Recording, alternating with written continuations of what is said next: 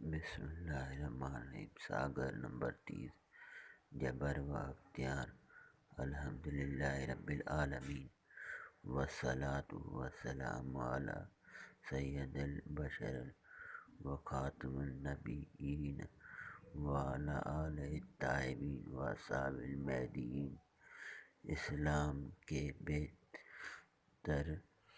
72 فرقوں میں سے 2 فرقے جبریہ اور قدریہ بھی ہیں۔ جبریہ وہ ہیں جو انسان کے مجبور متعلق ہونے کا اعتقاد رکھتے ہیں۔ قدریہ وہ ہیں جو انسان کے مختار متعلق ہونے کا یقین رکھتے ہیں، لیکن ان دونوں فرقوں نے اصول خود شناسی سے کام لیے بغیر اپنا اپنا اعتقاد قائم کیا ہے۔ اگر معمولی طور پر بھی خود شناسی سے کام لیتے تو جبر و اختیار کی الجھنوں سے نکل کر صحیح راہ قائم کرنے میں کامیاب ہو جاتے۔ جب یہ امر مسلمہ ہے کہ انسان ہر حیثیت سے معتدل واقع ہوا ہے، یعنی معتدل المزاج، معتدل الصفات، معتدل قوا اور معتدل الافعال، تو یہ جبر و اختیار کے کسی ایک پہلو پر کیوں کر جھک سکتا ہے جب اس کی صفت کلی اعتدال ہے؟ تو لازماً جبر و اختیار میں بھی فطرت معتدل ہوگا، اور جب یہ جامع صفات ہیں تو صفت جبر بھی اس میں پائی جائے گی، اور صفت اختیار بھی۔ کسی ایک صفت کو ثابت کرنا اور دوسرے سے انکار درست نہیں ہوگا۔ یہ جبر و اختیار کا مسئلہ تقدیر کے مسئلے پر آ کر ٹھہرتا ہے، اور تقدیر کے مسئلے پر گفتگو سے منع کیا گیا ہے، لیکن جب تک تقدیر کا مسئلہ بقدر ضرورت سامنے نہ آئے، جبر و اختیار کا معمہ سلجھنا آسان نہیں ہے۔ عموماً قسمت و تقدیر کی یہ معنی کی جاتی ہے کہ اللہ تعالیٰ نے جو کچھ ہمارے پیشانی میں لکھ دیا وہی ہمارے سامنے خود بخود پیش آتا ہے۔ ہم خواہ کتنا ہی کوشش کریں، اس کے خلاف کچھ نہیں ہو سکتا۔ یہ جبر اعتقاد اور خلاف حقیقت ہے۔ لغوی اعتبار سے تقدیر کے یہ معنی ہے کہ انسان جس کام کے کرنے کی قدرت رکھتا ہے وہ اس قدر خواہ وہ اسے کرے یا نہ کرے۔ مثلاً اب تک انسان کا چاند پر پہنچنا تقدیر نہ تھا، لیکن آج اس کے برخلاف انسان کی قدرت و طاقت میں یہ بات ممکن نظر آتی ہے کہ انسان چاند پر پہنچ جائے۔ اگر یہ لغوی معنی اللہ سے کٹ کر اختیار کلی کے مفہوم میں لی جائے تو یہ قدریہ اعتقاد ہوگا، جو درست نہیں ہے۔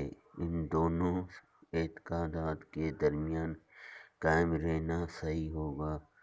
وہ یہ کہ چاند پر پہنچنا انسان کی تقدیر بن چکا ہے، لیکن اس کا پہنچ جانا مشیت پر موقوف ہے کہ جب اللہ چاہے گا تو پہنچ جائے گا، اور جب تک نہ چاہے گا وہ نہیں پہنچ سکے گا۔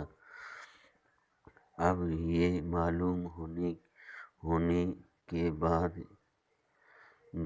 کہ انسان فطرت، جبر و اختیار کے درمیان اعتدال پر واقع ہوا ہے، تو یہ جاننے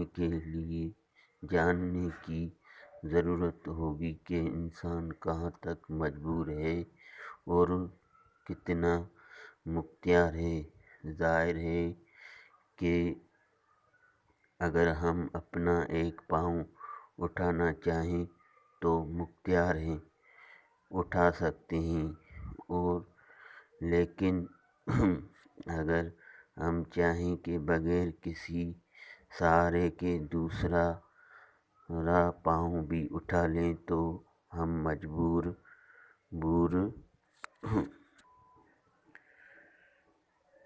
نہیں اٹھا سکتے۔ ہم اپنی صفت بصارت کو اپنی حد میں کرنے میں مختار ہیں، لیکن اگر چاہیں کہ چیل باز اور شکاری کی حد میں ظاہر کریں تو مجبور ہوں گے۔ اس سے ثابت ہوتا ہے کہ اللہ تعالیٰ نے ہمیں اعتدال پر رکھا ہے اور ہمارے ایک حد اعتدال مقرر فرما دی ہے کہ ہم اس حد میں مختار ہیں اور اس حد سے باہر مجبور۔ اب غور یہ کرنا ہے کہ ہم کو حد اعتدال میں رہنے سے اللہ تعالیٰ کا منشا کیا ہے۔ ہم دیکھتے ہیں کہ اکثر جانوروں کے بچے پیدا ہونے کے بعد جلدی ہی اپنے افعال ارادۂ حیوانیہ میں کامل ہو جاتے ہیں، برخلاف انسان کے جب پیدا ہوتا ہے تو عرصے تک اپنے ارادۂ افعال و کلام میں مجبور ہوتا ہے۔ یہ کیوں؟ یہ اس لیے ہے کہ جانوروں کی صفات میں ترقی کی استعداد نہیں ہوتی۔ ایک بکری کا بچہ پیدا ہوتے ہی اپنی زبان میں بول سکتا ہے اور سمجھ سکتا ہے، لیکن اگر عمر بھر کوئی اور زبان سکھائی جائے تو ایک حرف نہ بول سکے گا اور نہ کوئی سمجھ سکے گا، کیونکہ ترقی کی استعداد اس میں نہیں ہے۔ بس وہ ایسا ہے جتنا پیدا ہوا ہے، لیکن انسان کا بچہ اگرچہ گونگا پیدا ہوتا ہے لیکن اسے کلام میں ترقی کرنے کی استعداد ہوتی ہے۔ وہ اس وقت ضروری کلام میں مجبور ہوتا ہے، لیکن رفتہ رفتہ ترقی کر کے کلام میں قادر و مختار ہو جاتا ہے۔ یہ اشارہ ہم ایک عجیب بات کی طرف رہنمائی کرتا ہے، اور وہ یہ کہ اس کے جبر و اختیار کی واقعی کوئی حد معین مقرر نہیں ہے۔ عام انسان جن باتوں میں مجبور ہے، لازمی نہیں ہے کہ کوئی دوسرا انسان اس پر قادر نہ ہو۔ یقیناً ہم 10 من وزن اٹھانے سے مجبور ہیں، لیکن ایک فرد جو وزن اٹھانے کی طاقت بڑھاتا رہتا ہے، آخر کار وہ اسے اٹھا سکتا ہے۔ اس وقت وہ مجبور نہیں بلکہ قادر ہوگا۔ اس سے یہ بات آسانی سے سمجھ میں آتی ہے کہ انسان اگر کسی مقام پر مجبور ہو اور اپنے جبر کو درمیان سے ہٹانے کی کوشش کرے تو اسے قادر مطلق کی طرف سے ایسی راہیں مل جائیں گی جس پر چل کر وہ اختیار کی حد میں داخل ہو جائے گا۔ پس اپنی مجبوری سے نکل کر مختار کے مرتبے پر پہنچنے کے لیے ترقی کے راستے معلوم کرنا ضروری ہے، اور اللہ تعالیٰ نے انسان کے لیے ترقی کے 2 راستے مقرر فرمائے ہیں، ایک مادی اور دوسرا روحانی۔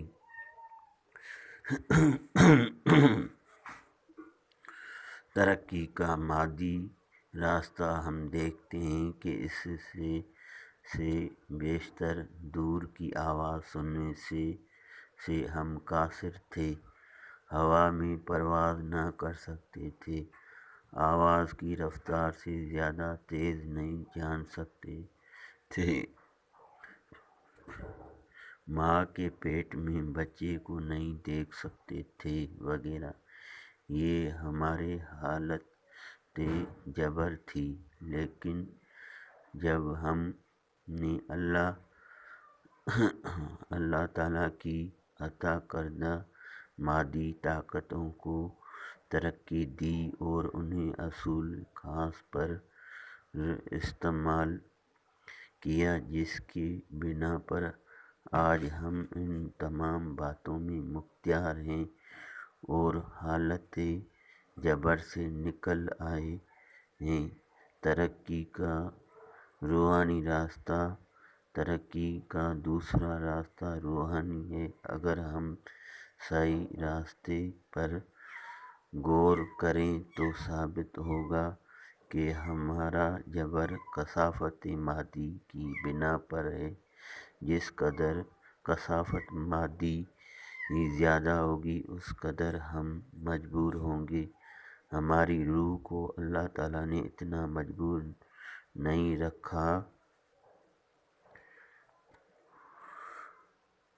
رکھا ہے۔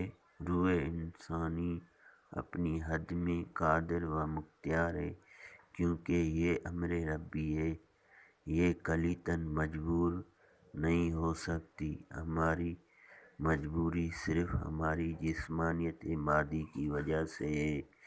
ہماری روح دور کی آواز سن سکتی ہے، مگر ہمارے کان دور کی آواز نہیں سن سکتے۔ ہماری روح فضائے عرش میں پرواز کر سکتی ہے، مگر ہمارا جسم ایسا نہیں کر سکتا۔ ہماری روشنی سے بھی زیادہ تیز تر سفر کر سکتی ہے، لیکن ہمارا جسم مجبور ہے۔ لہذا معلوم ہوا کہ ہماری مجبوری صرف ہمارے جسم کی کثافت مادی کی وجہ سے ہے، اور یہ بھی ثابت ہوتا ہے کہ ہم جس درجہ مادیت سے متعلق رہ کر کثافت میں ترقی کریں گے، اس درجہ مجبور ہوتے جائیں گے، اور جس درجہ اپنی مادیت میں روح کے مطالعے سے لطافت پیدا کریں گے، مختار ہوتے جائیں گے۔ یہی تصوف اور سلوک کا راستہ ہے جو ریاضت و مجاہدے کے ذریعے ہمارے نفس سے مادی کثافتوں کو زائل کر کے روحانی لطافت کے تزکیے تک پہنچاتا ہے، اور روحانی کدورتوں کو دور کر کے نورانی تجلیہ عطا کرتا ہے۔ ہم جس درجہ روحانیت میں ترقی کرتے ہیں، اس درجے ہمیں خدائی طاقتیں حاصل ہوتی ہیں اور مشیت خداوندی کے مطابق مجبوری سے مختار ہو جاتے ہیں۔ پس اگر انسان مجبور ہے تو اپنی جسمانی کثافت کی وجہ سے مجبور ہے، اور مختار ہے تو خدائی طاقتوں کی وجہ سے مختار ہے۔ انسان بذات خود جو نوری ہے، نہ ناری ہے، نہ مجبور ہے اور نہ مختار۔ اب یہ بات رہ جاتی ہے کہ جبر سے نکل کر حد اختیار میں آنے کے لیے ہمارے سامنے دو راستے ہیں، ایک مادی راستہ اور دوسرا روحانی راستہ۔ مادی راستے کو سائنس کہتے ہیں اور روحانی راستے کو تصوف۔ ان دونوں میں سے ہمارے لیے کون سا راستہ بہتر اور مفید ہے؟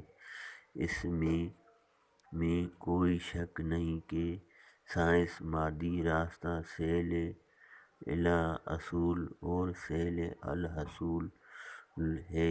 عام انسان اس سے کام لے کر اپنی مجبوریوں پر غالب آ سکتے ہیں، جبکہ تصوف کا رشتہ دشوار اور وقت طلب ہے، جس کے لیے کہا گیا ہے، سائیں کا گھر دور ہے جیسے لمبی کھجور ہے، چڑھے تو چاک پریم رسی اور گرے تو چکنا چور۔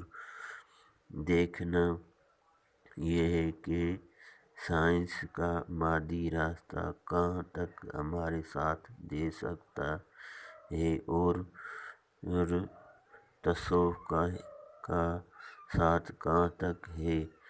ظاہر ہے کہ عالم مادی فانی ہے اور ایک نہ ایک دن ہم سے چھوٹ جانے والا ہے، لہٰذا اس کی تمام ترقیاں اور کامیابیاں بھی باقی رہنے والی نہیں۔ جب ہمارا جسم مادی بھی ہم سے چھوٹ جائے گا تو اس کے تمام متعلقات بھی ہم سے چھوٹ جائیں گے۔ اس کے برخلاف عالم روحانی باقی اور ہمیشہ رہنے والا ہے۔ جو ترقی روحانی راستے میں حاصل ہوگی وہ ہمیشہ باقی رہے گی۔ اس کے لیے روح کو فنا نہیں ہے۔ پس عقل ہماری یہ رہنمائی کرتی ہے کہ ہم چند روز ترقی، کامیابی اور عارضی اختیار کی بجائے ہمیشہ باقی رہنے والی طاقتیں اور روحانی قدرتی حاصل کریں۔ اس لیے اسلام نے شروع سے ہی آخر تک ہمارے صرف روحانی راستے کی رہنمائی کی ہے۔ ہمارے تمام جسمانی اور مادی اعمال کو روحانیت کی طرف رجوع کیا ہے، اور یہی راستہ اسلامی نظریے میں صراط مستقیم ہے۔ وصلی اللہ تعالیٰ علی خیر خلقہ محمد وعلی آلہ وصحبہ اجمعین برحمتک یا ارحم الراحمین۔